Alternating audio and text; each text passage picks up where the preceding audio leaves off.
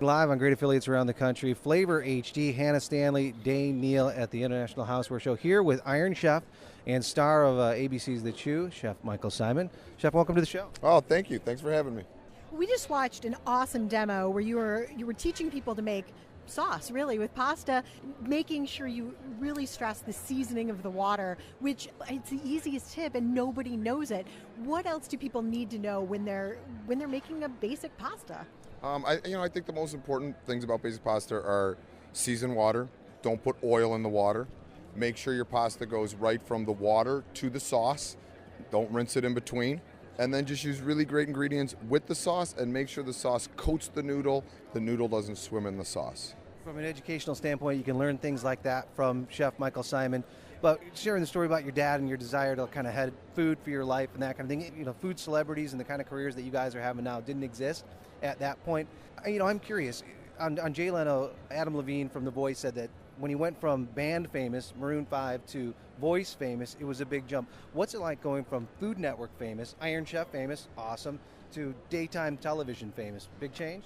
I don't know. You know what? I just kind of live life the same every day. So what it does, I think, is it's like Iron Chef Primetime is the audience that watches that is a different audience than the audience that watches daytime. So kind of the cool thing about it to me is we reach such two different styles of audience now. You know, the daytime stuff, we're reaching an audience that maybe doesn't go out to dinner quite as much, maybe stays at home, cooks for their family, is kind of in it every day, and they want quick tips with food, like how could I make my family a delicious meal, not a lot of time, I don't want it to spend a fortune. Where the people that watch Iron Chef, they watch it for the show. You know, they're not learning how to cook on Iron Chef. It's more of they want to see the pizzazz. So the cool thing about both shows to me is one, I get to really be the chef that I am in my restaurants, and one, I get to be the chef that I am at home for my own family. Well, the restaurant's in Cleveland, and you are an advocate, an undying lover of Cleveland, and almost maybe, are you the face of Cleveland? You know, there's a lot on your shoulders. Come on, you've got to be the most famous guy in Cleveland right now. They should pick someone better looking if they need someone for the face of Cleveland. Maybe I could be the calf. Like I like my legs very much. I could be the calf of Cleveland. I want to be a part of it, but you know, I don't want to be maybe the calf. That sounds good. Yeah. That sounds great. Well, where can people find out more information about you, the restaurants? Because people see you as a television star, and sometimes the restauranting side of it gets lost in there. Right. Well, they could if they go to our Lola Bistro website. They could connect to every other one of our restaurants from that. My Facebook. Michael D. Symon, Symon, is always very informative, as is my Twitter, which is Chef Symon, Symon. And then chew.com, foodnetwork.com, cookingchannel.com. There's all kinds of information about me out there. Well, and speaking of all of your projects, you have a new cookbook coming out in September. Tell us a little bit about that. Well, the new cookbook is going to be called Carnivore.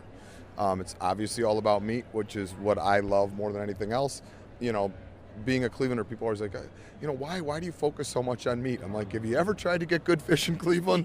And so, yeah, I mean, that's when it really started for me as a young chef. It was hard. Like, I could get walleye and perch all day, but I couldn't get great other seafood from around the country like other cities could. So it made my cuisine very meat-centric, which is what Cleveland is. We love you, and I think that what you're doing is so well received by so many people around America. The Chew has been a great success. Yes. I know it's kind of an adventure, kind of a risk at first. Like, would this really work? Yeah, I mean, you're taking over for a show that was on for 41 years. There's always going to be a risk, but it's been a huge success. I'm very excited. That's awesome. Kudos to you. Continued success. And Michael Symon, thanks so much for being on the show. Thanks for having me, guys.